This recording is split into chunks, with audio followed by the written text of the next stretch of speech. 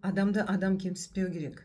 Басқа ұлт па, басқа дін бе, басқа нәсіл ма, басқа елден келген ба, қазақша біле ма, қазақша білмей ма, осының бәрі қажет емес. Адамды адам сыйлау керек. Адамға адам сүйіспеншілікпен, құрметпен қарау керек. Ең алдымен адамгершілік сипаттарын, қасиеттерін көру керек алдымен. Сол ең маңызды нәрсе сол.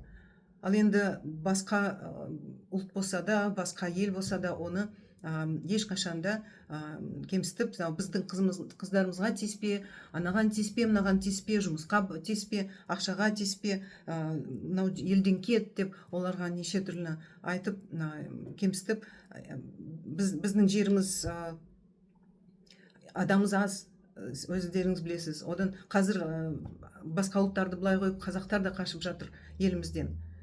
Сондықтан біз қай адам болса, қай елден келген адам болса да, оған жақсы көзбен қарап, олармен бірге экономикамызға үлесімізді тигізіп, олармен бірге олардың білімдерді пайдаланып, олардың мәдениетін пайдаланып, бірігіп, ынтымақтастық арқылы бірігіп істеу керек. Оны ешқашанда кемсітпеуіңіз керек. Кемсіту деген адамгершіліктің ең жаман түрі.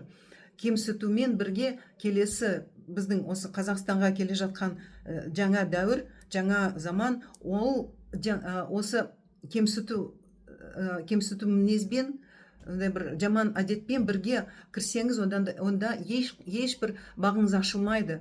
Қазірден бастап барлық жаман негативтік қылықтарды қазір қалтыру керек, болды, доғару керек. Надандықты доғару керек, көбірек білім алу керек, көбірек мәдениет үйрену керек, өзіміздің қазақ мәдениетін үйренуіміз керек.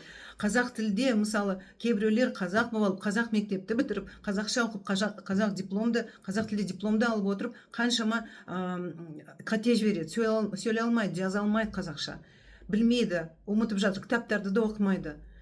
Сондықтан да өзімізден бастайықшы, достар. Өзіміздің жанымыздан, ойымыздан бәрін тазартып, басқа адамдармен тазалықта пәк қарым-қатынастарға жол ашайық.